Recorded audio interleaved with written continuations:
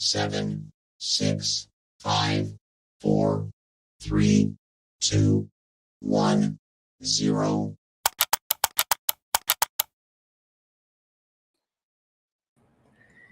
Hey, what's up, fam? Welcome back to this episode of 49 Faithfully. We're your hosts, Mariah Lee and Taryn Lewis. TL, what's up, my guy? How you doing? What up? I'm doing good. Happy to be back. As you know, I was on vacation for a few days, about 6 days. Went to the DFW area in Texas, Dallas Fort Worth, and hung out with family. Got to see my mom after I moved her out there in December. Got to see my sister, so it was nice. So it's cool. It's good, good. Glad you had fun and that you're home safe. What's up, Faithful? What's up, Alberto? Alberto, I forgot to tell you, I have it right here that your giveaway was returned in the mail. So I'm going to resend it back out once I do this next batch of giveaways. So just so you know, so you're not looking for it, that it got returned. There was like 3 of them that got returned in this batch of Oh, mail. really? I'm like, man, these Oh, post dang. office people this go around were really picky. Yeah. Joel, what's up? Good to see you. Corey, what's going on? Don, hey Don, say hey to the girls as well. Hope you're doing well. JDLR, what's up, my guy? Lawrence, what's up? What's up? Make sure if y'all aren't subscribed to Platform 246 that you go subscribe to him. It's great content over there. One of my Vegas brothers. Yeah. So I'll send it. Probably next week I'll resend. So Lauren says boast of that like button. So make sure you listen to him. Or he'll boast of your ass. All right. Sounds good. School. Dang, school still in. Yeah. So I mean, we know it's the off season. We have obviously the 49ers had a couple players that spoke to the media this week, a few coaches that spoke. So I have a few things from, some of that we'll go over. I have a couple clips I want to play from quarterback coach Brian Griese when he talks about Trey Lance and some things that he said about Brock as well. And we'll do some giveaways. And yeah, if you guys, whatever you guys want to talk about, if you have anything else, let us know. As always, we appreciate you guys for being here. Seems like it's been a while since I've seen everybody. David, what's up? F no to James Garoppolo. That's funny. It's hilarious how well, I mean, it sucks for Jimmy because what's going on with the surgery and all this other stuff, and they're saying if he's not cleared before for week 1, he's going to be cut. And then what's funny to me though is all the 49er fans, oh, bring him back and blah blah blah. And I'm just like, bring him back. Well, if he can't pass a physical there, how is he gonna pass one with us? Like, use your brain. Like, he's not gonna pass the physical, so why even try to bring him back? Like, it's just, and I don't even think he'd want to be back, to be honest. No. I think he's done. I mean, Like, why yeah, would you? yeah, Like, that's why would you? embarrassing. Yeah, so yeah, I just think it's funny that people are like jumping on it like a dog on a bone, like, oh yeah, bring him back if he doesn't pass the physical with the Raiders. Well, I mean, all NFL teams have pretty much the same standards, so Yeah. he's not going to pass with us as well. So I find that kind of funny.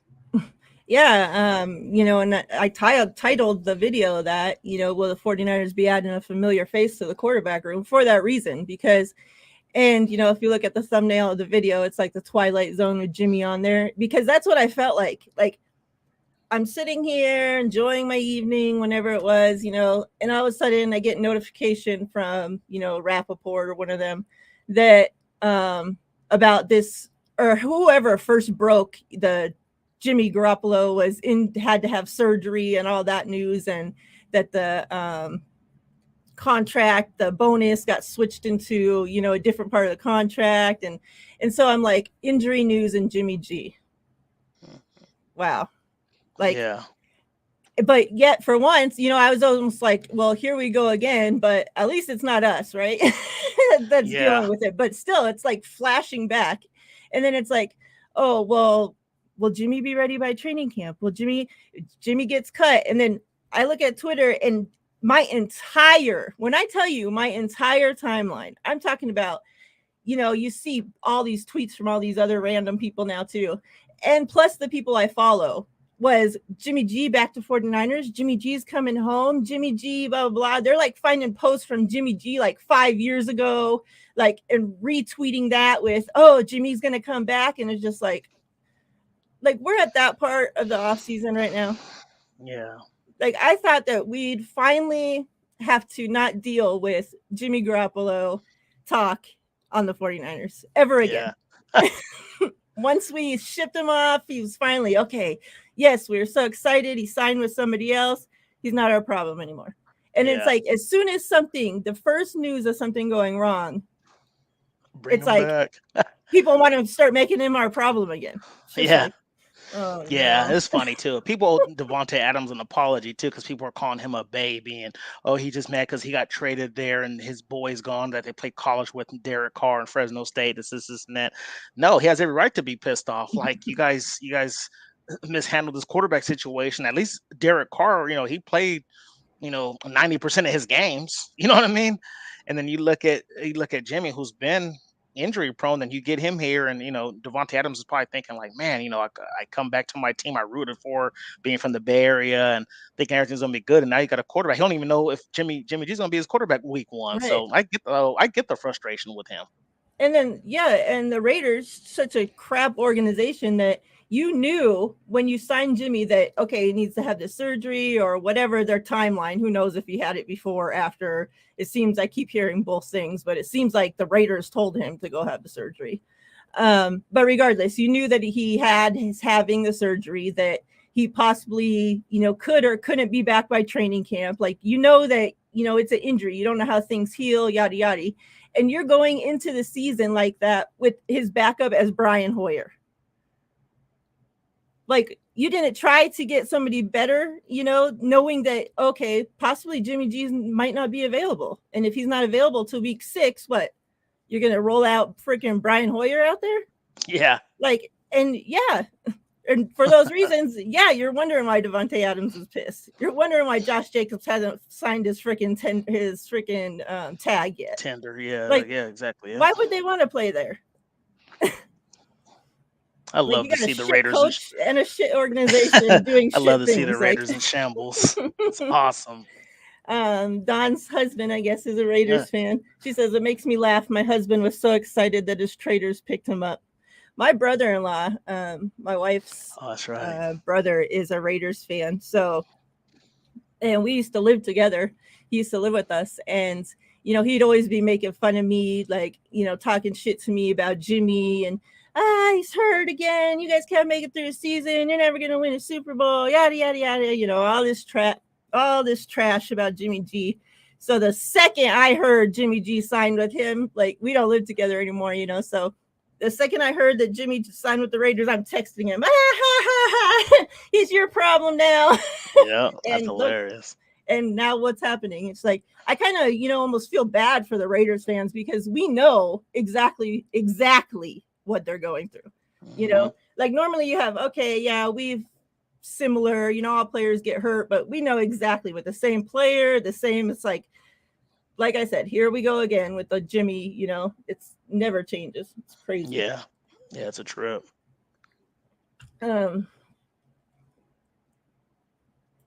Alberto said, sad to say, but maybe Jimmy was that bad luck energy swarming the team. Hey, it's a possibility. Never know. We'll see how.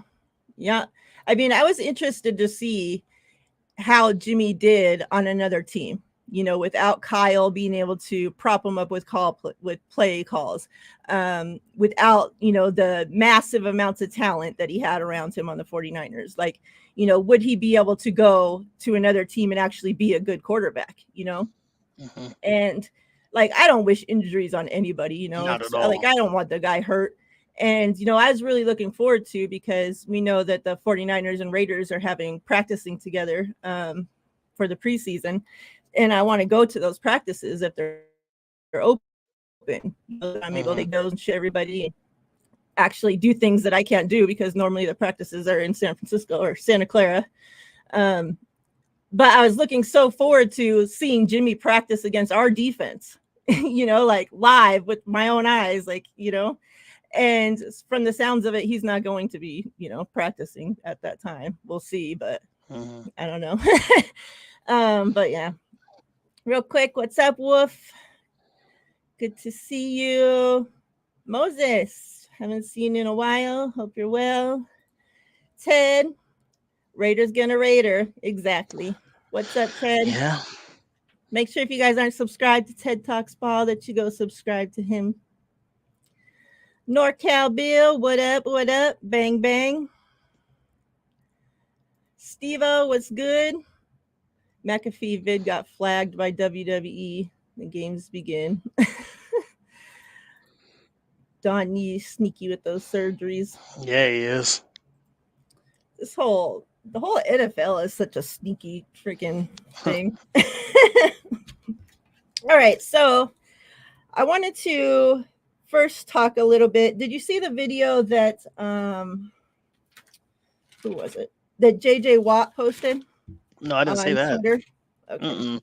I'll play it so that we can talk about it a little. It's like just a minute and something long. But it's talking about letting players develop. So I thought it was kind of fitting to what we, talk about and whatnot. Okay. While we're doing that, you guys, those that are here, can go ahead and start entering your numbers to get entered into the giveaway. Since we have no guest, we're doing giveaways, as I promised you guys. How about them Niners? What's up? Denise, the OG. What up, girl? Let's see. Who should we start it off with? We're going to be starting off talking about Drake Jackson. So after this JJ Watt thing. So okay, let's do a Drake Jackson giveaway. So we'll start off the giveaways with this. Our guy that looked like he came ready. Yeah, he did. Man, he stepped up to that podium and I was like, holy smokes. He got big. Yep. He was like full off season without having to take any classes, and yeah. You know what I mean? That's awesome. Willie, what's up, Willie? All right, so yeah, enter your numbers 1 through 100. No duplicates. Good luck, everybody. And let me get this video here. Hopefully, let me do a sound check that you guys can hear it. Being a rookie, it's called first week of OTAs. I had rough practices every single year. Rookie has rough practice in his first week of OTAs. Yeah, that's called being a rookie. It's called first week of OTAs. I had rough practices every single year in my 12 years. I've had rough games. I've had multiple rough games. Like, shit's hard. It's the National Football League. Like, this is part of the reason why it's tough for guys to develop, because we're judging everybody on every single individual rep every single day. We're posting videos online of practice reps and guys working on their craft and guys trying to do new things. It's one of the reasons that guys are scared to try a new pass rush move in one-on-ones in practice, which is when you should be working on your pass rush moves, because they're scared that somebody's going to film it and put it online, and because they got blocked, now they look like an idiot. Like, let guys develop. Let guys grow. I understand this is a business. We're paid millions of dollars, and you expect greatness right out of the gate out of every single guy, and you're going to say, suck it up and deal with it. But let's let guys develop. Let's let guys get some practices under their belt. Let's let guys get into the league, and let's let them grow as a player. Let's let them get some NFL coaching. We don't need to be shitting all over guys on their first week of practice in the National Football League. Just let them grow. Rookie.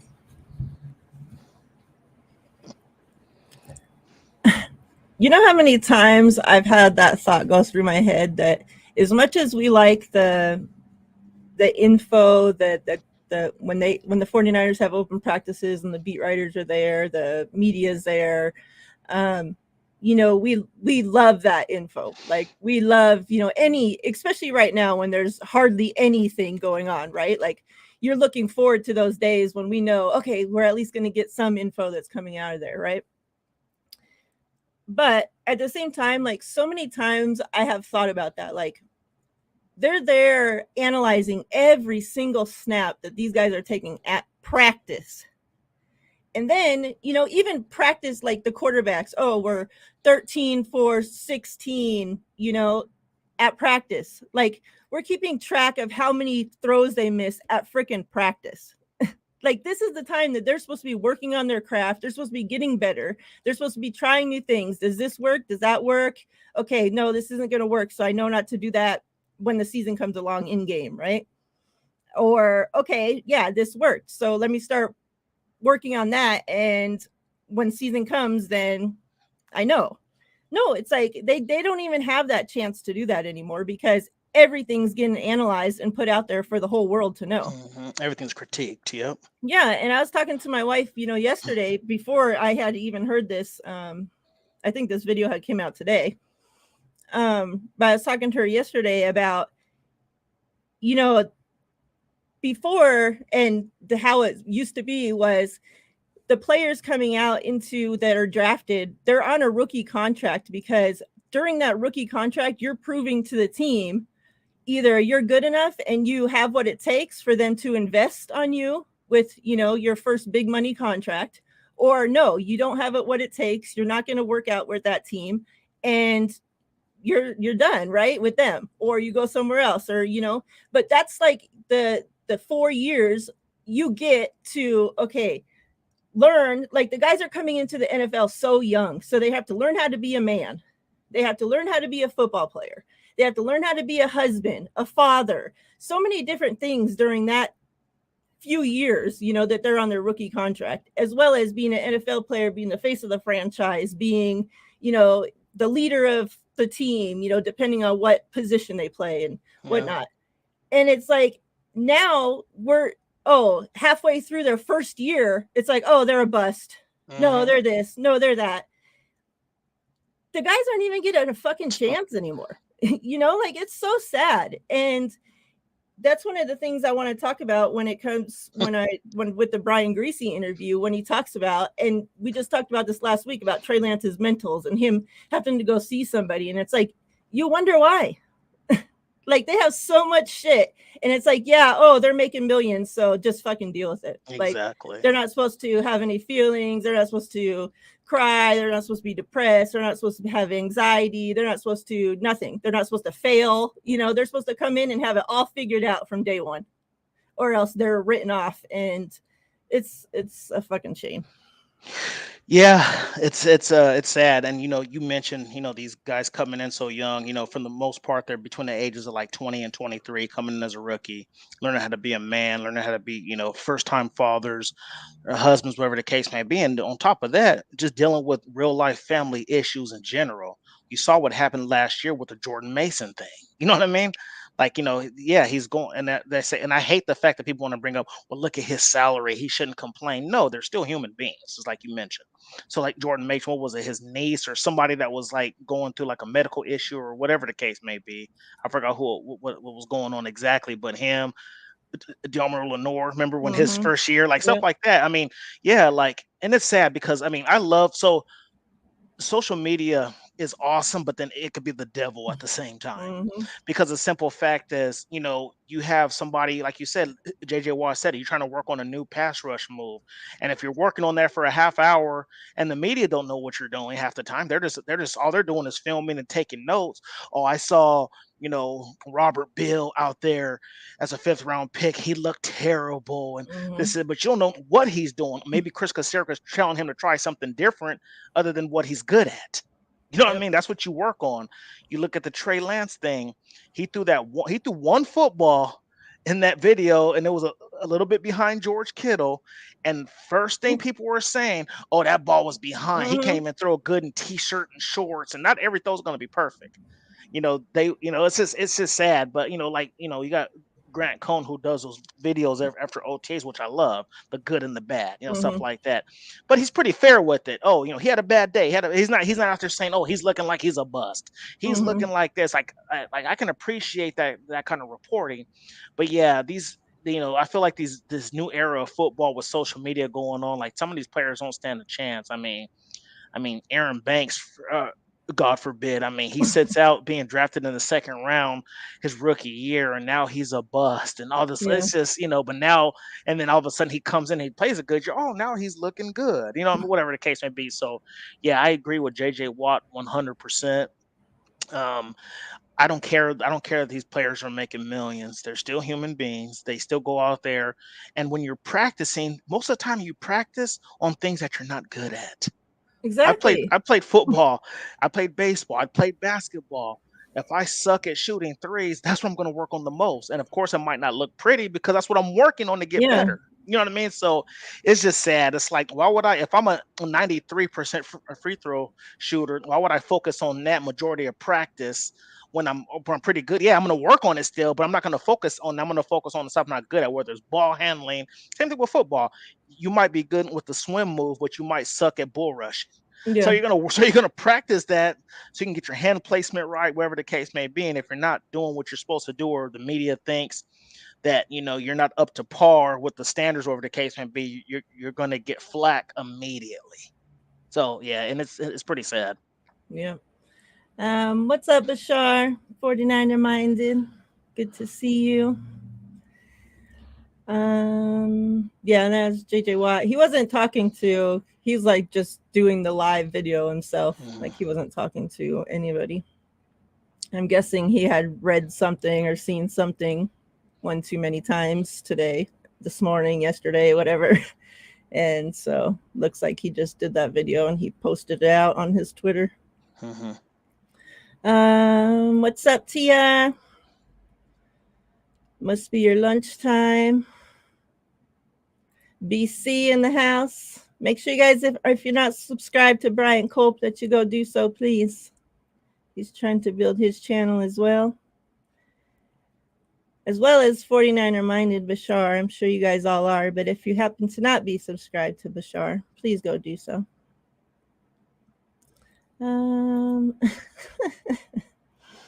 Happened a couple times when you were talking. It got their fix. Yep. Willie says, Yeah, walking into a whole new system. Yeah. Yeah, social media has gotten so many fans impatient. You know what I mean? Like, I remember back in the 90s and stuff like that when we didn't have social media, and you never knew what the heck was going on with those players. It was only like speculation, like, man, we drafted this player, he's not getting no playing time. Well, obviously he got beat up, but we weren't as quick nowadays to call people, fans calling people bust. Yeah. It would usually take a while. Now fans are impatient. They feel like, oh, these rookies should come in and be excellent right away. And everybody develops different. Not everybody comes in right away and is a Justin Herbert or whatever the case may. You know what I mean? It just, sometimes you have it, sometimes you don't, Yep. What's up, 187? I see, yes, she is on her lunch. Make sure, if you guys haven't got into the giveaway, this is the active giveaway right now for Drake Jackson. So scroll up and check the numbers. Make sure you're not entering a duplicate and get in there. We'll draw that winner in a few. Yeah. No crying in football. No, I'm just kidding. There's no crying in baseball either. You guys don't know what movie that's from, do you? I remember that. A League of Their Own. Yeah. Yep. Tom Hanks, not Tom Hanks. Yeah, Tom Hanks, Gina Davis. Yeah, that was a great movie. Let me see. Did I miss anybody else? Let me scroll through here. Got my fix. Yeah. Oh yeah, it is Friday. I'm not used to doing a show on Fridays. Happy Friday, peeps. I say peeps because I saw 49er put peeps here in caps. Yeah. All right, so Before we get into the quarterbacks, because I'm just so tired of talking about the quarterbacks, but like there's stuff that we have to talk about. So, I wanted to start with Drake Jackson, and we heard from both Chris Kasarik and Drake Jackson. Chris, talked on it and talked about how, and they both actually touched on this, about how, at the end of the season, Chris sat down with Drake and told him, like, this is the things you need to work on. Let me know when you're going to be back to the facility to start working, and, tell me a date right now. And when you do, I'll be here. And, Chris said that he was expecting like him to say a date, like the first day, of OTAs when everybody else is showing up or whatever. And no, he picked that date way before, everybody else was going to get there. And that he's been there every single day since. And Drake said that, he told that same story. And then he said that Chris Kasarik was there the day that, Drake told him to be there, that he was going to be there. And he's been there working with him every single day this offseason. So, I've been a huge believer in Drake Jackson from the time we drafted him. There were so many people that wanted us to draft the edge this draft. And I'm like, no, that's Drake Jackson's spot. Like, what are you talking about?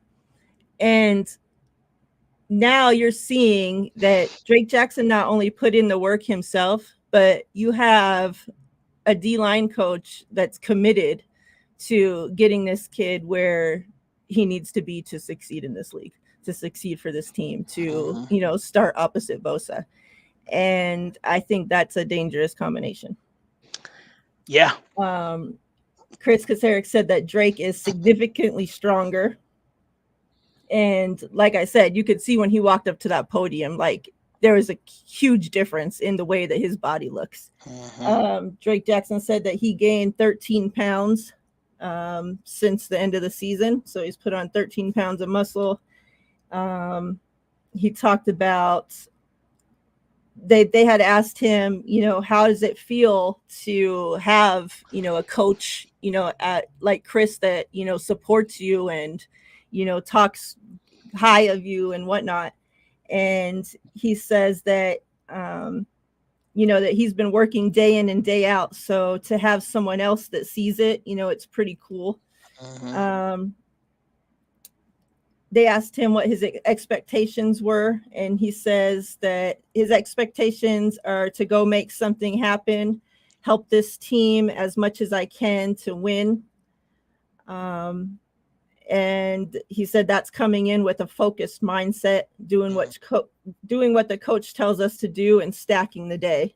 He had said that the coach had told him this line. I think, where did I write it? Here it is. And I thought this was a pretty good thing because Chris talked about it a lot, about stacking the days. And Drake had talked about, that being a thing, stacking the days. And then he said that the coach told him this, or that he would tell him this pretty much every day, at the beginning when Drake Jackson showed back up to work. And he says, are you going to stack a day or let the day stack on you? And I was like, that's Chris Kasarik's dropping bars out there. And they kind of asked him, I didn't write this down, but they had asked him about, is your expectation to like start, did they tell you that you're getting that starting job, opposite Bosa or something like that? And he pretty much said, like, if I don't get it, then still I'm going to go out there and work and do whatever I can to help this team win. So if the team feels like, with me starting, that's the best thing to help this team win, then I'm going to do what I need to do starting.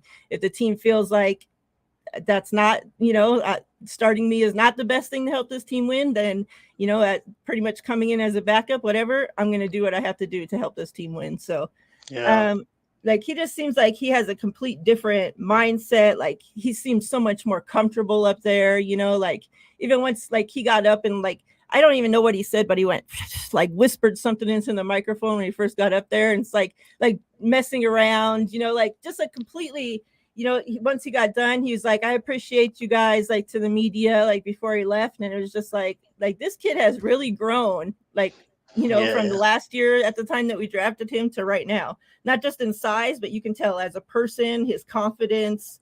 Yeah, like I'm really, really excited for what Drake Jackson does this season. Yeah, so am I. Everybody all through the whole draft process, I heard nothing but the first rounds. Sorry, our first pick in the third round. Everybody's like, "We need an edge. We need an edge. We need an edge." I'm like, "Why do we need an edge so bad?" Like, we got Farrell in free agency, and then Drake Jackson. They drafted him in the second round. Like, it's kind of like the Banks situation where people were just like, "Oh, we need to get we need to get a guard, get a guard." It's like, no, we have somebody waiting in the wings. You know what I mean? We draft Drake Jackson 2 years ago. Where like he showed some progress and he hit a rookie wall, and then the draft process comes. We don't go edge till round 5. Everybody's freaking out. Oh, I don't know what we're gonna do. We should have got Yannick Ngakoue. We need to go get Jadeveon Clowney. Blah blah blah. Like everybody wants to go make all these moves, and then you see Drake Jackson, and people underrate the simple fact that these guys coming into their second year are having a full off season without having to go to class, without having to worry about school, whatever the case may be. They can just focus on their body, you know, um, taking reps, whatever the case may be that they need to do to get better. So when you see Drake Jackson go up to the podium, you can see he's been putting in the work. So that's why, and Chris Caceres been saying this man for months, since the season stopped. He knows what that man is capable of and what he's doing. So that's why it wasn't until round 5 until we drafted some depth. Yeah. And the one thing I want to say too, people need to understand the Javon Hargrave effect is going to help this line tremendously. That signing keeps people keep forgetting about that signing. And I know it happened back in March, whatever the case be, but people keep forgetting how much he's going to help that defensive line. I go back to the year we drafted Nick Bosa, and then we picked up D Ford, and then we still had DeForest Buckner and Aaron Armstead. Nick Bosa was getting double teamed, and so was DeForest Buckner. That freed up Eric Armstead and D Ford so much. I feel the same effect is going to happen. Javon Hargrave is pretty much going to come in here and be our DeForest Buckner. He's going to command double teams. We already know Nick Bosa is going to command double teams. That's just what he does. He's been commanding double teams since his rookie season. So what is that going to do? That's going to free up a Drake Jackson. That's going to free up a Eric Armstead. The year we had DeForest Buckner before we traded him to Indy, Eric Armstead wasn't getting double coverage. He had 10 sacks that year. I'm not saying he's going to have the same type of production, but I feel like Drake Jackson is going to give you 8 to 10 sacks. So yeah, I love the fact what Drake Jackson's doing. I think the depth is perfect. We got Cleveland Farrell behind him. I think we got Robert Bill, who's probably he's probably going to be in the same boat where they're trying to just get him right now just to get up to NFL speed, get a little stronger, put on some weight, whatever the case may be. So yeah, I think it's Drake Jackson's job to lose. And somebody mentioned it in the chat here. Their front four is going to be something fierce. I think Drake, and I'm glad now that we finally have a defensive line coach in the Kyle Shanahan era that believes in getting the defensive lineman, knowing what his plans are for him, and tell him this is what we're going to do. This is my plans for you, because it made me sick that every time we would draft a defensive lineman, it was like, well, put on some weight, now lose weight. Let me try here. And now I feel like we got it under control, where they saw Drake Jackson coming out of USC. They saw, okay, I want you to be a hand in the ground type guy. This is what you're going to do. I want you to be that man opposite of Bosa. And I feel like we finally found our guy who can stay healthy. We tried it with D Ford. It didn't work. I feel like he can be somewhat of a D Ford clone. I'm not taking nothing from D Ford. He was a Pro Bowler when healthy. This is net. But I feel like Drake Jackson can be similar to what D Ford did for us, especially with Javon Hargrave in the middle of that defensive line. Yeah. Let me say what's up to a couple of people. I'll finish my Drake Jackson notes and we'll move on. Make sure you guys got your numbers in for the Drake Jackson giveaway. We're about to draw that right now. Let me get to this comments. Ryan G. Hensley, what's up? What up? Good to see you. Sis, you're usually always late, so probably you're late right now. But, when a queen walks in, it's better late than never. So you come whenever you come, all right? As long as you show up, we're happy. Who is the more underrated TL? Taryn or Trey? Definitely Trey Lance. I'm nobody. With me, what you see is what you get. With Trey, we don't know who he is yet. So Trey's a more underrated guy because he's gonna go out there and prove that he can be QB1. There you have it. Emiliano, what's up? What's up? John V in the house.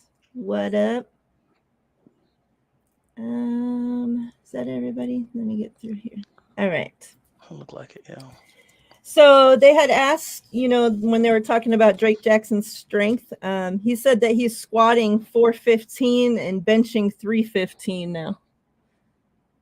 So he said he's finally a part of the 3-plate club on the bench, meaning he can bench more than 300. He said that his dad was making fun of him because his dad could bench, over 300 and Drake could only bench 200 and something. So he said he's happy now that he can finally bench, over 300. He said that he's falling in love with being at the facility. Nice. And he had said, last season, that once he would get done, practice or get done with the game, he would just leave immediately, right? Like he wasn't putting in extra time in the weight room. He wasn't, going to the tubs. He wasn't doing none of that. He would just get done and leave, go home. And he said now that he, came before everybody in the off season, that like he's really been taking advantage of everything that the facility has for him. And, that's getting in the hot tubs, the cold tubs, getting, if he's out there, running and gets even like a tightness in his calf, he knows that now he can go in there and have, one of the massage people rub out his calf, and it's like, and he's like, I'm taking advantage of all that stuff now to be able to prepare my body and take care of my body to make it through the entire season. So I thought that was pretty cool to say that he was falling in love with learning to be at the facility. Yeah. Like he just like he's mine. Yeah. And they like kind of talked to, I think they had asked Chris about it, and maybe they had asked him too. I don't remember. About it with being, remember how he was not active those last few games of the season, like if that like put a spark in him, like did something to make him like show up and like be working like crazy. And and pretty much they're like, yeah, like it was Chris, because he was talking about that ever since Drake Jackson was younger, that he was always like highly scouted. Like he was great in high school, like he was the all whatever team and this and that, and then so he was highly scouted to go to USC, right? And and that at USC, like he was like, the coaches, they thought he was great there. And so he was like, he's never been probably told in his life like, oh, you can't do this, or you're not good enough to be able to do this. So with us telling him like, you don't, like your motor's down, you don't have the strength to make it through these games, like you don't, like we gotta get somebody else in there that can do it, that's if that doesn't make, if you don't use that for motivation, then you're not going to make it in the league. So and that's exactly what it seems like he's done, used all that for motivation, and he's really in there putting in the work. So that's good to see. Yeah, you love to see that. It's kind of surprising though, being how big he is and how strong he is, that he barely hit the 300 club, because but remember in college they had him going from weight to weight every single year. So he had just changed his weight over his rookie year. So it could be. And just because you're strong in the weight room doesn't mean that always translate to the field. Because me, I don't think I could do it now, because I don't really lift weights anymore. I do more push-ups than anything. But I remember like back in my day playing in JUCO and stuff like that. When I benched, I was 5'8", 215 pounds, and I was hitting 320 for bench press. So I'm surprised it took him that long. However, I guarantee you he's much more powerful than me on the field. You know what I mean? So maybe it just took him longer to get the weight strength. It's all good. I'm glad that he's he's getting stronger by the day. He can work on the pass rush moves, get a little bit stronger. So yeah, like you mentioned, he put on 13 pounds of muscle, and you can see that, he's putting in work in the weight room. And that's all you ask. All we ask is for some dedication. And like you said too, when you're that highly touted coming out of high school, out of college, whatever the case may be, you're always, pretty much handed stuff on a silver platter. Oh, here you go, here you go, here you go. Do you get to the pros? It's a different ball game. You know what I mean? So, yeah, I love to see it. I'm thinking 8 to 10 sacks from Drake Jackson this year. So, Is this a June Fool's joke or? the Rams are stacked. Well, his name is Jim Everett, which was an old school quarterback from the Rams back in like the '90s. So, yeah, we always got these trolls coming in here with some foolishness. So, Rams are stacked. They're like the entire everybody that speaks for the entire NFL is having the Rams last in the division, like barely beating the Arizona Cardinals that don't even have a quarterback. So, yep. But yeah, they're stacked. All right. All right. So let's do this giveaway. Everybody got your numbers. I see Bashar got his figured out. Yeah, he 58. First number. Let me go back to. Oh, let me pull it up. You got it? No, I don't got it.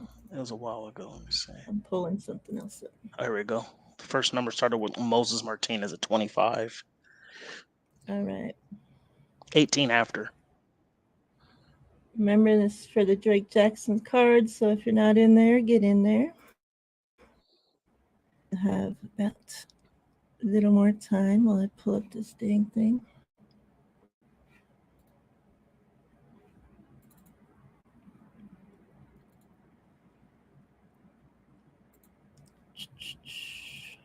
All right. I think it works better with this than on my phone. It takes longer to set up.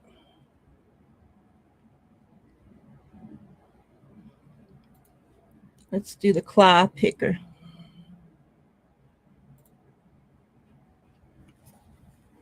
And then stay around, because once we pick the Drake Jackson winner, then I'll have you guys start entering your numbers for the next one. So, all right. Let me get this 1 through 100. All righty. We're ready? We're ready. Yep.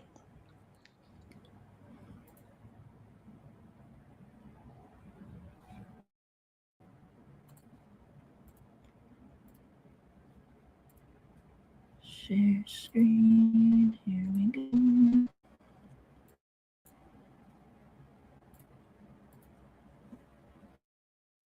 All right. Good luck, everybody. Let's see who we're going to get.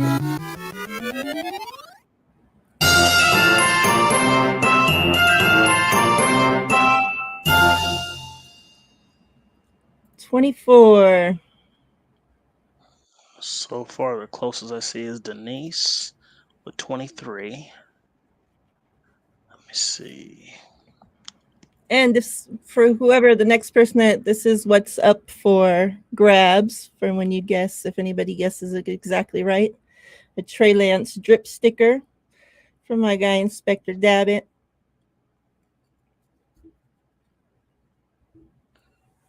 Okay, I'm gonna go through the numbers again, make sure I didn't miss anything. We haven't had somebody guess it. Let me see. 24, 72. What was the number? It was 24. 24? Looks like the winner is Denise. Wait, hold on. Yep. Well, we have a 24. Oh, sorry, you have a 25 and a 23, but 23 wins because they didn't go over. Yeah. Mm-hmm. Yep. Yeah, if it's in that situation where it's only one number away, the person that's under gets it. That's always been the rule. That's what the rule will continue to be. Yep. So Denise is the winner. winner. Over, then that's how we had to break it. Yep. So congrats, Denise. Drake Jackson. Put this in your bin here. All right, so yeah, go ahead and start. Those that are still here can start entering your next numbers. Since we're going to be switching to quarterbacks, let's do this Trey Lance giveaway. Turbocharged.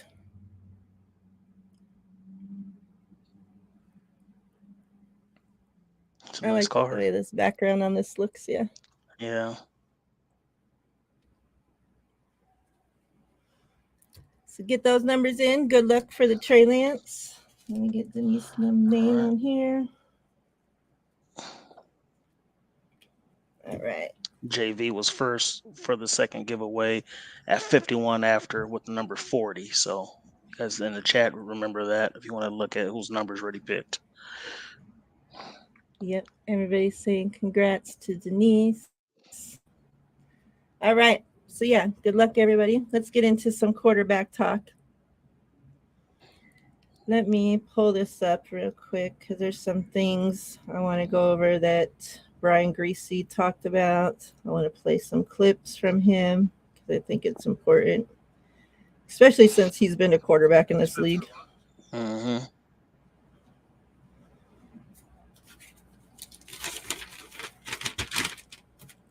Let me mute real quick while I pull up this time.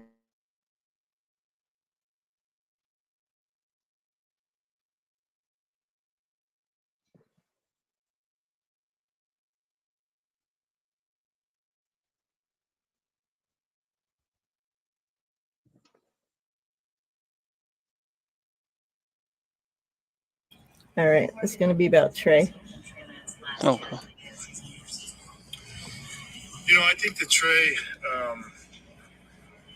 had an unbelievably difficult season, and you know, I'm so proud of what he was able to accomplish because nobody wants to be in that situation, and Trey did everything he possibly could do last offseason to get healthy, and I don't think that people realized how difficult that was for him.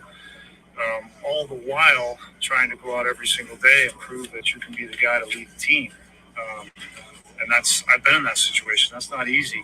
And then to be at that position, to finally have an opportunity to go out and play, and then to get hurt so early, it's devastating. It really is. And I'm so proud of Trey because he did not let it. It did get him down, but he didn't let it keep him down. And he came back and he was around the team.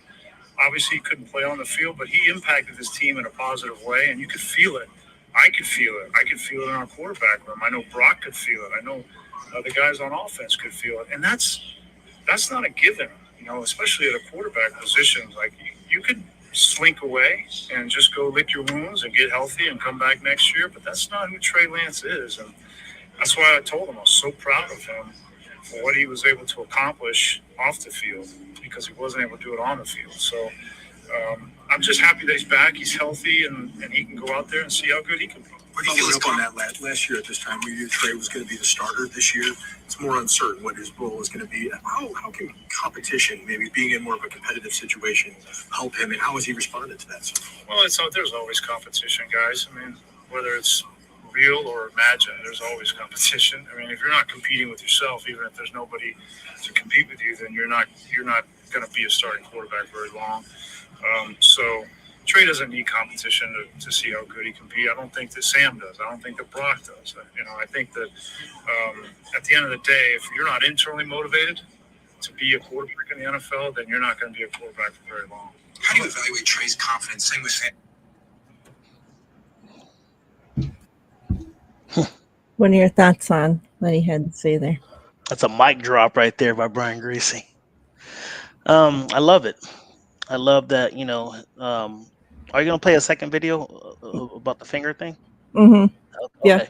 So yeah, I think so we'll get to that later. Yeah, I love to hear what he said. I love that how he said that Trey was working to get back healthy.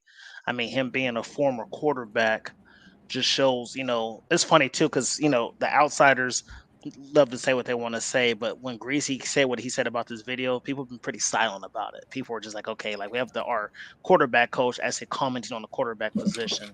And he's right. If you don't have it internally, then you're not going to be great. Like some people can push you all you want, but you have to want it yourself. So I feel like Trey, all the stuff he's doing in the offseason, whether it's, working out with Jeff Christensen, working with Mahomes, going to go to tight end university, all this stuff. Like he wants to show his teammates and this coaching staff that he can be that guy. He knows he's on an uphill battle right now because of what happened with him last year and how well Brock Purdy played. So, but he's not letting that get him down. You know, he's still going out there. He wants to go out there and compete. So yeah, Brian Greasy, excellent hire, a underrated hire at that. And I'm glad he's on this football team because he is much better than Rich Scangarello.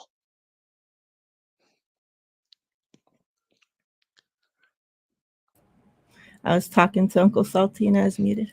Hey, Uncle Salty, good to see you.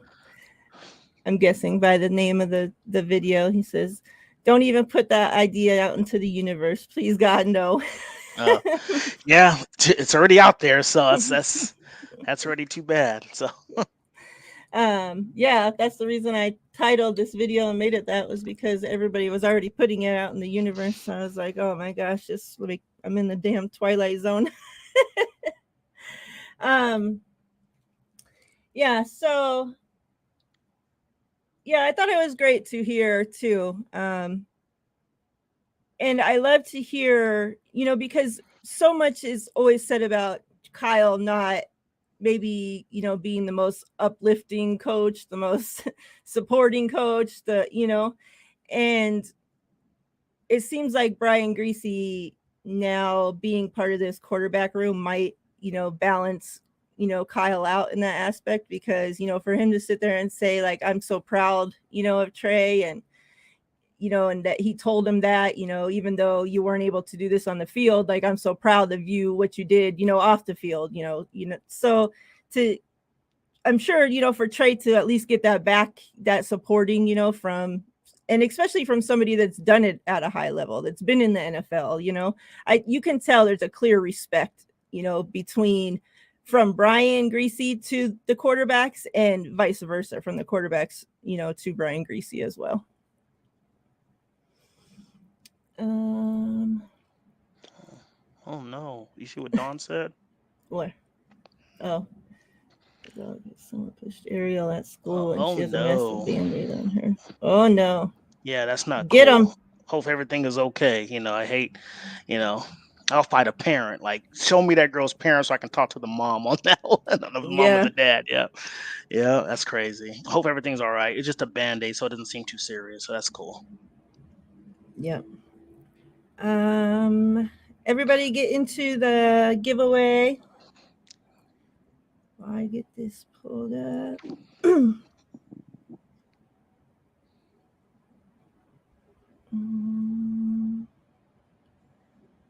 me see. Hold on, let me pause this because I want to make sure the time's right. All right. Yeah, I love the hiring of Brian Greasy. I feel like he's such an underrated coach for us. When people were complaining about him last year, he don't have no experience, but you're not anybody until you are. You know what I mean? So the fact that he's coming in here, I feel like he has a great understanding of the quarterback room. We talked about this before. He played a decade in the NFL as a starting quarterback, made a Pro Bowl himself, and I feel like he's going in there with the open mind and giving everybody a fair shot. So I love Brian Greasy, and he just comes out. And I'm not trying to sit here and diss Rich Gangarello. I don't think he was a good quarterback coach, but Brian Greasy just comes out and just sounds more. He can tell he understands the position so much. He talks more eloquent about it and what the uphill battles are and stuff like that. So yeah, it's great to have somebody in the building. I feel like our position coaches are just A+ right now, whether it's Chris Cassera, Brian Greasy, Johnny Hollins, Steve Wilkes. We're just awesome right now with our position coaches. Do you remember where the finger part was in the video? Was it with the mechanic question? Or maybe, yeah, I think that might be where it's at, because that's where he was focusing on, where he was saying the mechanics were overblown. Mm-hmm. Okay. Yeah.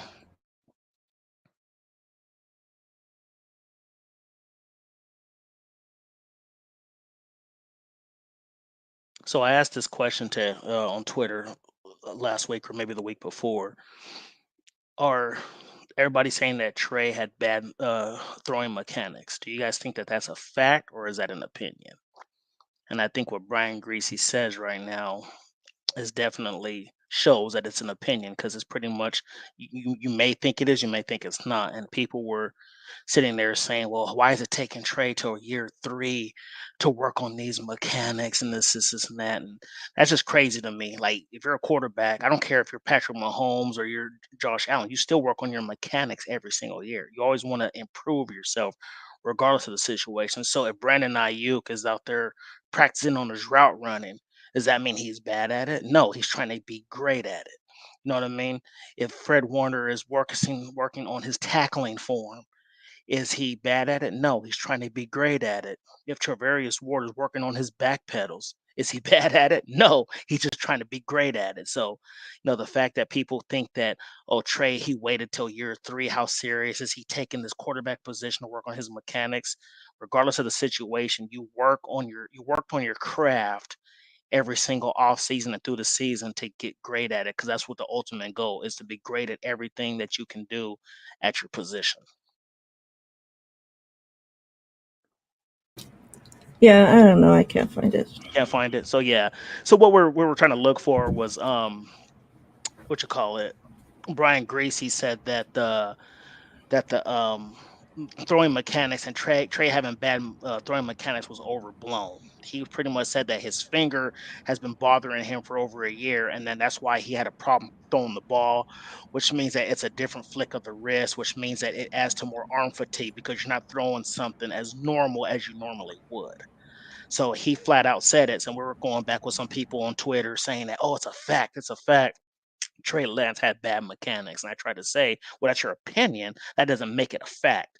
Oh, no, it's a fact that that's what happened. I was like, no, you can't say that because, like you said, you can sit here and say Brandon Ayuk is not a good route runner. Okay, well, that's your opinion. That doesn't make it a fact. You know what I'm saying? So, yeah. So I'm glad that Brian Greasy came out and said this because all the people who were dogging Trey out saying that his mechanics were bad, all this other stuff. Brian Greasy said no, it's overblown. His finger was bothering him, and that's why he was throwing the football a lot different than what he normally does. What's your thoughts on that, Maria? Yeah, I've heard some other quarterback specialists, gurus, whatever you want to call them, speak on it. And, they tried to make it seem like, oh, that's no big thing. The way quarterbacks hold footballs now, they don't hold it even in the laces. They can grab it from the end and throw it, like you have to be able to, they're making it sound like, however that ball snapped, there's sometimes where it's such a fast play that you just have to grab that ball however you get it and chuck it real fast, so they're like, you don't even have time to grip the ball anyway. So how is that finger going to be such a big problem, all this time? Like, they made it seem like it was no big deal, right? Mm-hmm. Yep. And, have everybody thinking that, like, oh, like that it's just made up, like that the Trey fans are just making this shit up about his finger or something, Yeah. And so to hear Brian Greasy talk about it and say, no, that is a problem. You can't throw a spiral without that finger on the ball. Like everybody was talking shit about him about those wobbly passes, always the wobbly passes, Well, that's why he couldn't throw a spiral because, Brian Greasy tells you right there, he can't throw it because he can't grip the ball, So yeah, the ball's going to come out wrong, so Trey spent all that time learning how to now, okay, I have to hold the balls with only these fingers, I can't put the index finger on it. So now, or the index fingers. So now, I have to learn to hold it with these fingers and throw it that way, so now he has to unlearn all that shit and learn, okay, go back to, okay, this is the way you hold a football with a normal hand, right? And it's just like, I don't know. Like, yeah. I sent you the video to your DM, so maybe you'll be able to play it if you need to. But okay. Yeah, it's just one of those things too. It's like, I don't know how long his finger was hurting, and I'm not saying this injury was as bad as what I'm going to use an example. Like, people don't know, and I've said this a couple times on the video. Back in 2019, no, 2020, I I broke my femur in a car accident, you know, and I was on a walker for like 6 months, like, like trying to not putting any weight on it because I was worried about I was gonna, get the screws loose and all this other stuff. And I felt like, when I was able to put the walker down and put the crutches and stuff down, I was still kind of skeptical. Like I was like, how can I trust this? So I felt like I felt like I was a toddler again and learning how to re-walk. You know Yep. what I mean? I was learning how to re-walk, and now obviously I'm back to normal, but still you get kind of like weary, like, man, is it okay? So it's kind of like when him throwing the football, his finger wasn't right. It was broken. He broke his index finger, so he's holding it different. So I feel like now that his finger is better, probably been throwing the ball so awkwardly for the last year that now he's probably feeling like, man, I can finally get back to normal and throwing the football like I used to. So, if you can use that kind of for like an example of what I'm talking about, when you have to kind of relearn how to do something again when you haven't done it for so long. So, Right. What's yeah. up, Ryan? Make sure if you haven't got into the giveaway yet, this is the current giveaway, Trey Lance turbocharged. So make sure you get in there, scroll up, check the numbers. All right, so Yeah. here's this video. TL sent it to me, so let's play it real quick. A lot of the mechanic stuff is, I think, overblown because he had a broken finger. And if I had a ball, I'd show you guys how hard it is to throw the ball without your index finger touching the ball. So that's incredibly difficult, and it's almost impossible to throw a spiral that way. So I'm happy that he's healthy and that he can actually pronate and throw the ball the way it's meant to be thrown. A lot of the mechanic stuff is, I think. Yeah, so There you go. yep. We heard a couple things, because now I don't have the other. I'm not gonna spend time looking for these other freaking videos. So we'll go back to my real notes. Couple things coming out. Let me see. We got Bobby Turner. I'm tired of talking about quarterbacks. Let's move on. So Bobby Turner, he says, I love hearing from Bobby Turner. Like, you can tell that guy is just so freaking smart. Like, man, like I'm gonna hate the day where he's not gonna be coaching anymore, because we know he's getting up there in age, right? Like, Yeah, he he took is. off part of last season because he had surgery and whatever. But we know he couldn't stay away, not even the whole season. So For real. so they asked him about, they were asking about the running backs. I thought a couple of things, and this is, I thought was very interesting. And I love that he says it to the media because they're the ones saying it. So he says, they asked him about the running backs, about the right fit for a running back in, that system or whatnot. And so he was saying, yeah, you got to have the right fit. And he says, it bothers me when people say you can plug any running back into our offense. And so I was cracking up because that's what everybody says, right? Like, oh, why are they drafting a running back in the third round? Why aren't they just getting undrafted guys? Anybody can go run in Shanahan's offense, right? Like, they can make 1,000-yard rusher out of any running back, yet we hardly ever see it happen, right? So he was saying, yeah, like, that bugs me when people say that, because it takes a certain kind of running back, first of all.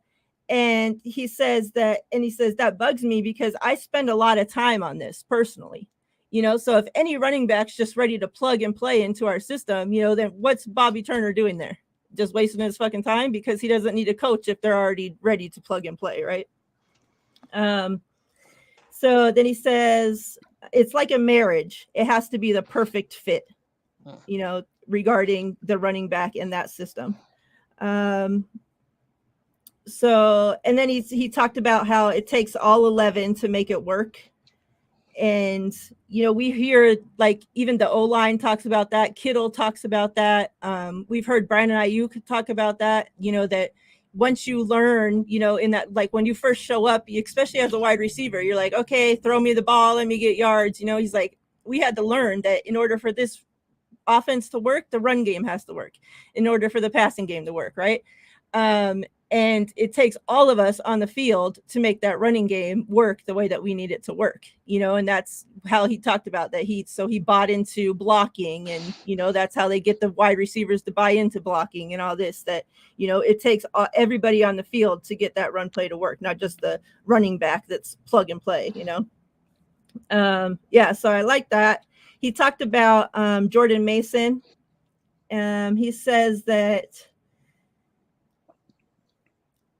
he likes Jordan Mason because he can break tackles and he loves contact. Bobby Turner says he specifically wants toughness in a running back, and he says not only mental but a physically tough runner, and Jordan Mason possesses that. So I thought that was pretty cool. He talked a little bit about CMC, just how it is coaching him. And he says, obviously, he talked about his work ethic and that he's always constantly trying to work to get better, and that he would have loved to have him when he first came in the league, like, as a young player too. But he said that, you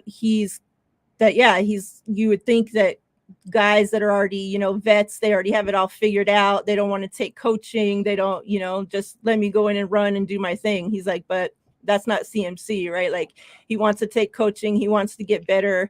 And he says, and most of the time, before I can even say something to him, he already knows, then he's already, and we've heard this before, that he picks apart every play. Like, oh, I could have ran another yard there. Like, he's never satisfied with, the play, even though he got all these yards, right? Like, he's always like, oh, I could have got an extra yard here, extra yard there. So, obviously, as you can imagine, he's happy to coach CMC. Anything about that specifically you want to touch on? No, I mean, I know Jordan Mason. All I've heard from him is that he slimmed down a little bit. Yep. He's lost some weight, but it's still physical. Mm-hmm. So that's going to be interesting to see him. He, I don't know. I think he's pushing for that number 2 spot. We haven't really heard much about Elijah Mitchell, and he's Mitchell practiced last week but sat out this week, and Jordan Mason took the starting reps for Elijah Mitchell. So who knows? Mm-hmm. We'll know what's going to happen here. I mean, we all know how great Elijah Mitchell is when he's on the field. Like, he's so good. Like, so I think last year he was like at one point averaging like 7 yards a carry. Like, the dude makes plays when he's on the field, but that's been his biggest issue since he's been here, being on that field. So Jordan Mason, I feel like, is coming for that job. CMC got the number 1 spot sold up, so the thing with Christian McCaffrey, like, the dude is so smart, man. Like, first of all, he went to Stanford, and Stanford doesn't even give athletic scholarships. It's all academic. So he, for him to even go there in the first place, you can't be a dummy to go to that college. So, and then the fact that he just seems like he's a perfectionist. Like, you see his workouts in the off season, like, he's so hungry, and he's, he loves that he's on this team. I think you and I said before, like, he should have been the pick in 2017, but obviously it didn't happen like that. They went with Solomon Thomas, which it is what it is, but he should have been the pick. But hey, he's on our team now. I feel like he's still in his prime. He has a lot to prove. And man, him with this offense, with the full off season, training camp, OTAs, and then going a full 17 games is going to be epic. Yeah. All right, let's draw this winner for Trey, so we can hurry up and get you guys into the next one, and before we get out of here, because we're not going to stay here all Friday night with you guys. We love y'all, but all right, everybody got your numbers in? Let me get this comment off here. Good luck. Let's draw from this side.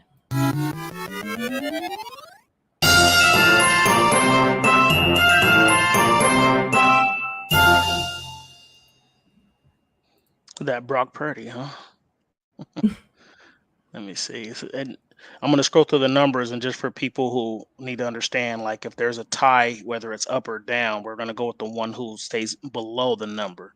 So if we have a 12 and a 16, 12 is going to win if that's the tiebreaker, if that makes sense to you guys. So let me see. So so we have a 16 I see, which is funny. Um,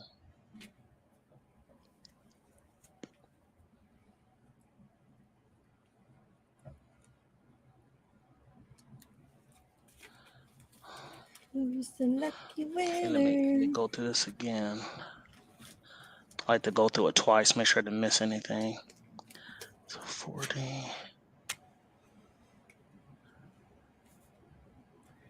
Looks like Joel's the winner. Joel. Yay, Joel. Congrats. Congrats, 49 Chanel. All right. We're going to do a Danny Gray giveaway.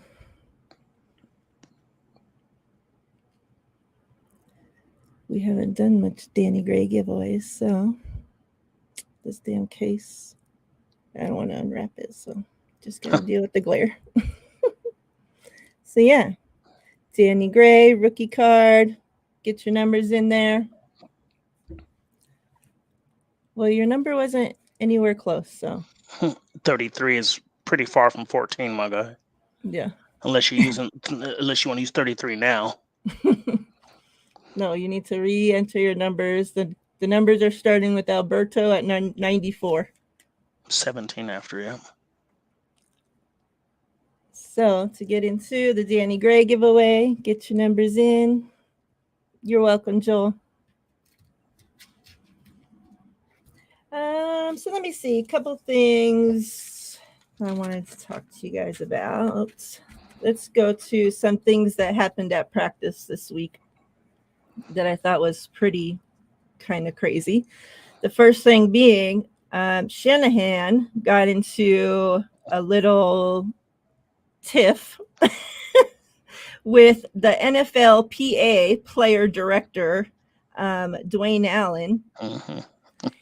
And supposedly it happened because I guess Shanahan was mad that Dwayne, because it was open practice, right? The media was there to see the whole thing. And so this guy was there watching practice as well. And Shanahan, from, the people that were there, the videos I've heard on it and whatnot, that Shanahan started yelling at him and telling him he was standing too close. And Dwayne Allen, being an ex-NFL player, he's not just, I'm sure, just going to let some guy come up and start yelling at him, right? Starts yelling back. And so they exchanged some heated words for a little bit, and Shanahan finally walks away or whatnot. And then John Lynch has to go and speak with Dwayne Allen and probably smooth everything over. I just think that's, wow. That's kind of crazy. Like, especially, and this isn't just like even a media member, like you can't just go freaking start yelling at him, right? And this is an NFLPA player director, like, and you're just gonna go yell at him? They not say, hey, you can't be standing there, or like, what in the world? Yeah, I don't even know what to say to this. To be honest, like, I mean, I don't know if haven't heard the whole story, or maybe Kyle told him like a few times, like, hey, you need to back up, and then it happened numerous times. So finally, he just snapped and say, look, bro, you know what I mean? That's what I think. I don't think somebody stepping there on the first go around is going to get that reaction. I mean, who knows? I could be wrong as well, but that just doesn't seems out of character for Kyle. Yeah, that was my thoughts too. It kind of seems out of character, but I mean, that's funny how Kyle, he knows how to read the room, because he's doing this where he has his whole team out there, and he's protected, because he ain't saying this to this dude one-on-one in front of his face like that. Dude will snap Kyle in half. Yeah. Like, I mean, like, I don't know. I really don't know what to say to this. I just hope that, it was warranted, I guess. Like, if it was warranted, I have no issue about it. But I don't know, it's just kind of weird. And then like you said, John Lynch had to go over there and kind of smooth things out, or whatever the case may be. But that's kind of weird. I don't know. It's just it's strange. maybe Kyle was, letting the frustration get to him a little bit because, he's, all these questions about, the quarterback situation. And, I mean, he's getting a lot of flack, like, and it's not really his fault. I mean, the quarterback he tried to, get for the future has been hurt.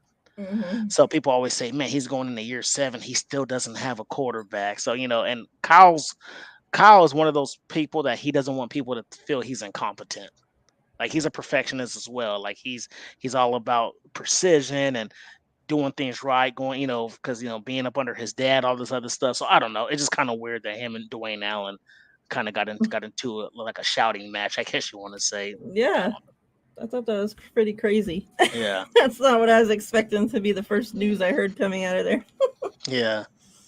So a couple of things real quick on the players. We had Brandon Ayuk. Reports are that he was the best player on the field this day.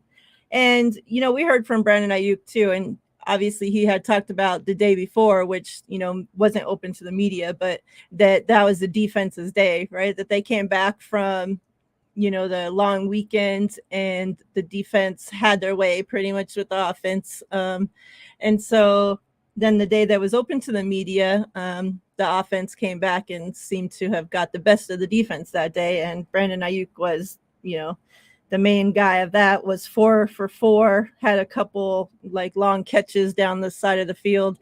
And I heard Trey Lance's, nicest pass of the day, a long bomb went to Brandon Ayuk that he caught. And BA said that he ran the wrong route on that.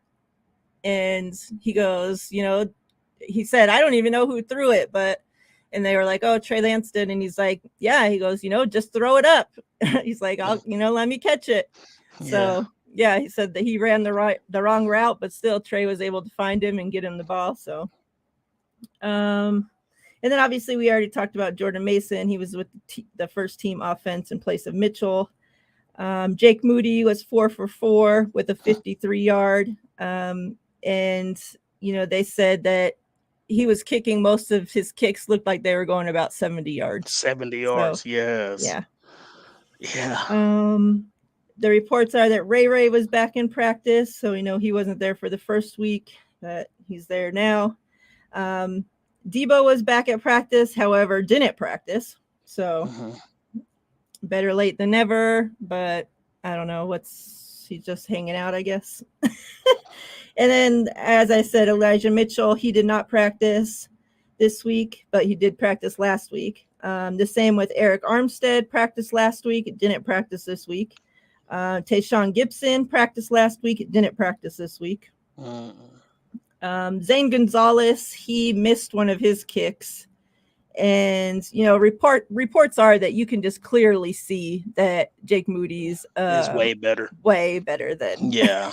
that there's like, it's not a competition. We actually heard from, what's his name? Brian Schneider? Talking about the special teams coach? Yeah, Schneider. Yeah. Mm-hmm. And he talked about, Jake Moody and, about him scouting him and whatnot. And that seems like, that was his guy. He told Kyle and John that, I don't care where you guys draft him, but draft him. He's the one. Yeah, he's the one I want. Yeah. Yeah. So I thought that was pretty cool. Mm-hmm. Yeah, I mean, that's pretty much the notes from there. Yeah. What's so funny too? This is how people love to jump to conclusions. Remember the first day of OTAs, like Zane Gonzalez and Jake Moody? Yeah. They both missed one. Both missed one from 53 yards, and they were like, "See, they're equal. They both can hit the same amount of field goals." And it's like, oh my god, like one practice, and they're already talking about how it was a wasted pick. Yeah. People need to relax, man. But yeah, I heard the same thing about Jake Moody. Like they said, if he'd have kicked it from 65, it would have been good. Like he's just booting them through the upright. So yeah, and it's gonna come perfect timing when it comes playoff time, stuff like that. Whether it's windy, whether it's bad weather, wherever the case may be. So yeah, I'm looking forward to it. I'm a Wolverines fan, so I love the pick anyway. So yeah, another person too. You were talking about the defense had a day. Jair Brown. I heard he was looking good, and people were like, well, it's OTAs, just give it a second. But yeah, you know what? it's true. I get it. Like there's no pads and stuff, but instincts are instincts. Yeah. You don't need pads and a helmet to for your instincts to improve. You know what I'm saying? That's just crazy to me. But I've seen him work out, like a couple videos where the DB's working out. His footwork is just amazing. Said it before and I'll say it again. Not this year, maybe not even next year, but eventually he's going to be another Honey Badger. He just Mhm. reminds me of him on the field here. And then, I was looking, we were talking on Spaces today, and his numbers, he's just an all around guy, can play both safety spots, can line up at the line of scrimmage. He stops the run, he tackles well, he can blitz. His last 2 years starting at Penn State, had 153 tackles, okay, 4.5 sacks, 10 interceptions, and 3 forced fumbles. Like the dude is just everywhere. He only failed because he ran like a 4.58 40, and he's a little undersized at 5'11", 200 pounds. But the man is just all over the place. And like I said, you look at Honey Badger, pretty similar, 5'10", 5'11", about 200 pounds. But just the instincts and the football IQ are just impressive. Kind of like Hufanga. People worried about Yeah. his speed, Mhm. but the man is just everywhere. He knows where the plays are going. And yes, I love the deep speed of a safety, but I'd rather have you have the instincts and you know where the play is going. You take great angles and you can tackle well. That's going to keep you in the league for a long time. Remember watching a video with Torrey Holt. Since we have a Rams guy on here trolling, Torrey Holt, my nephew back in the day used to play wide receiver, and we're watching this video, and Torrey Holt said, "Work on your technique every day, because your speed eventually is going to go." Mhm.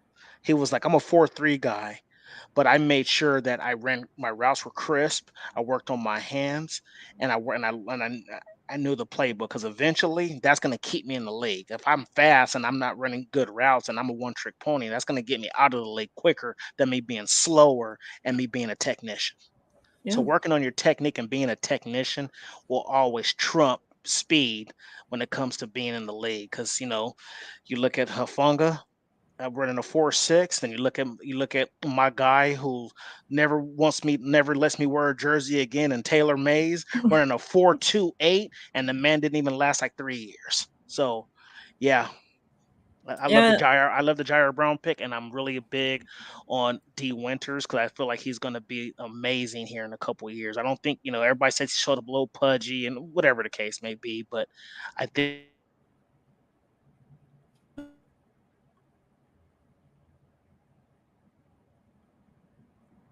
I don't know if that's TL froze or I froze. Looks like it's him on my end. Let me know. Who can you guys hear? Hey, Miss Debbie.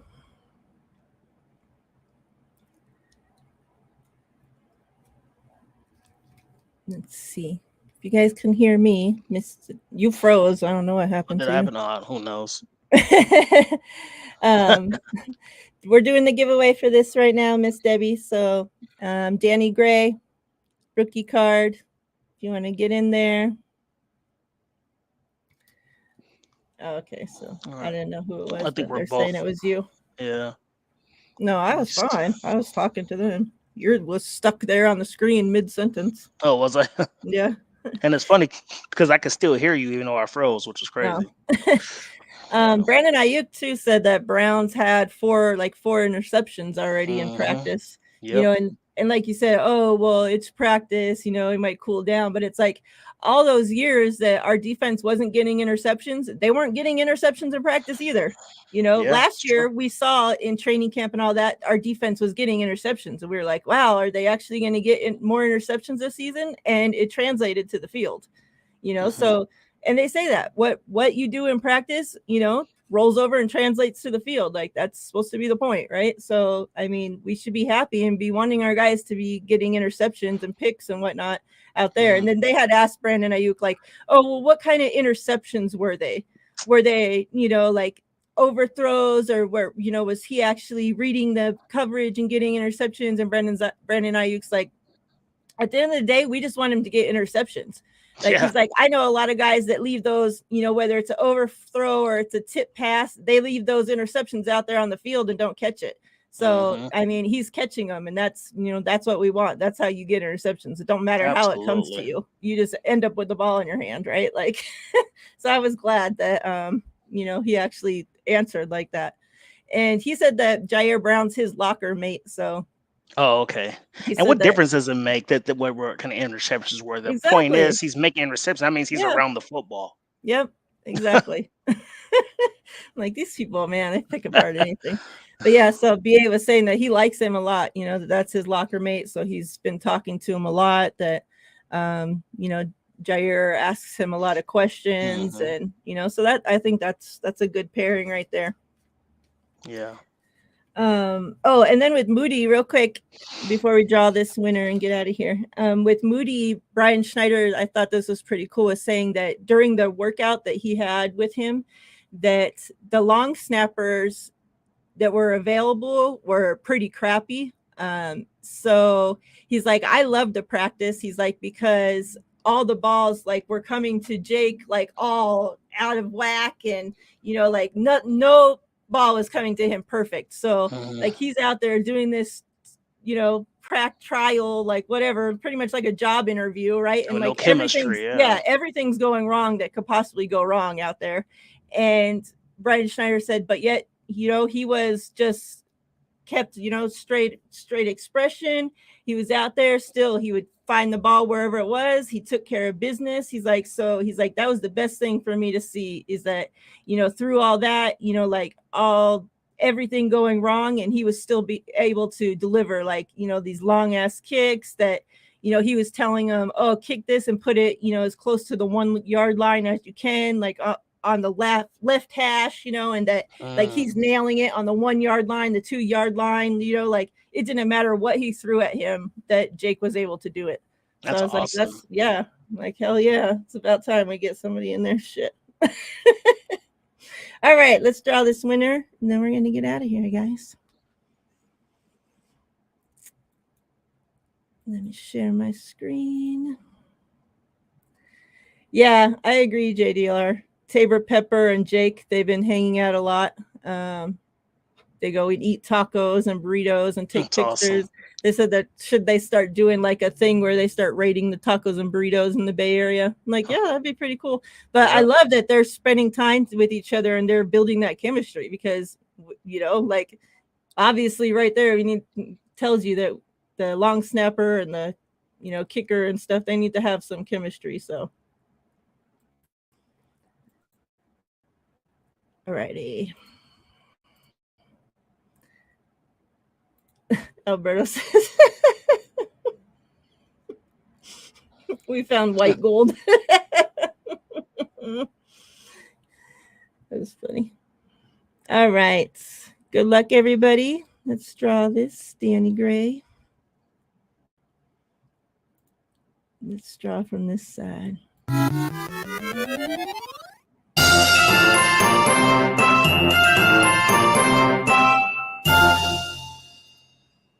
$22.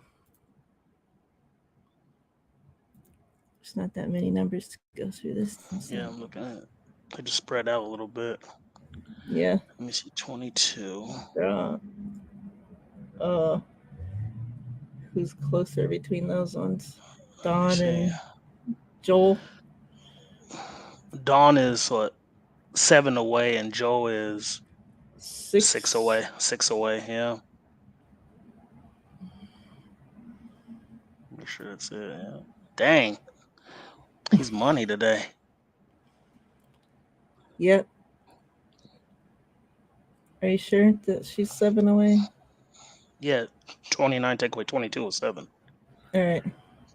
Yeah. Because like the chat starts questioning us like we're crazy. So Yeah, well, congrats. we kind of are. I know. You get Danny Gray. We'll add this to your already one win of Trey Lance today. Joel coming in cleaning house. It's like, don't mess with him. Show.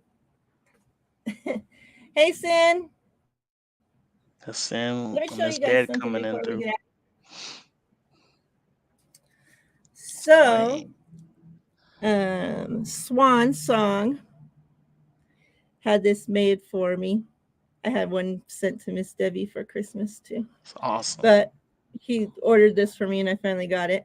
But yeah, we're gonna be starting like a little sponsorship with the guy that makes these. He makes all different, like he started off making like Christmas, things, all different designs, but Swan had told him, like, you need to start doing it with teams, like you'd get, more. So yeah, he did the 49ers ones, some are different. He just done Warrior ones, all different teams. So any sport, anything. So Swan's working on, like a little pamphlet for me to be able to show during the live streams with his info and stuff.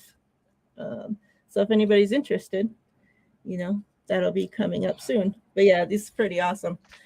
Yeah, it's pretty nice. I like that. And the colors, like I guess at Home Depot or wherever, like you can go in and get the specific team colors, and they have all the teams, specific colors. So they were like the colors are actually matching perfectly, so which is good because some people try to paint shit for teams and put red and yellow or because they can't find the gold color. And so yeah, this is really nice. I like it a lot. Yeah, that's awesome.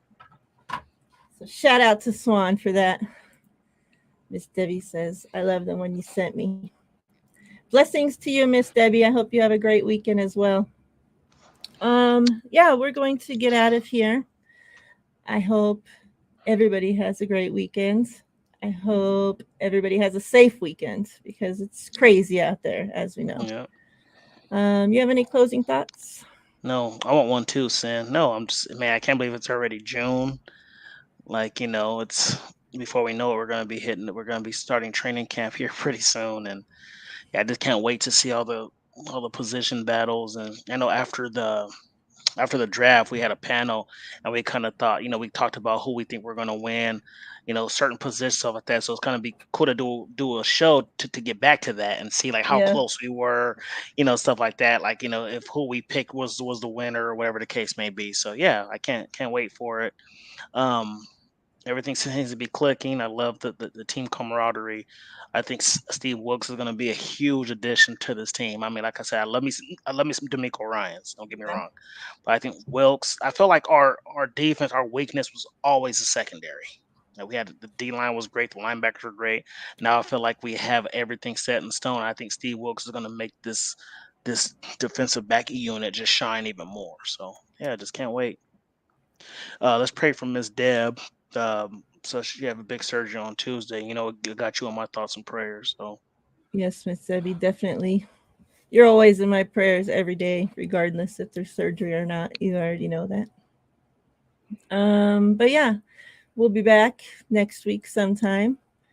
I'll be back Tuesday for sure. We're on Beto's channel for Niners and Friends this week. So make sure 6 p.m. Pacific time on Tuesday, you'll find us over there at Niners Sickness Channel. And yeah, me and TL will be back, I don't know, Wednesday, Thursday, sometime. Keep an eye out, keep those, that bell on, and you'll know when we're live. We appreciate you as always, chat, everybody that was live with us, everybody that came in and said, hey, showed some love. We appreciate it. Everybody that watches back on replay. Yes, we appreciate you all. We couldn't do what we do without you. So everybody's sending prayers out to Miss Debbie. We appreciate it. You guys are the best community out there. Yes, you guys are. And yeah, I'll see you soon, chat. All right, chat. See you soon. Take care. Safe and great weekends. We're out of here.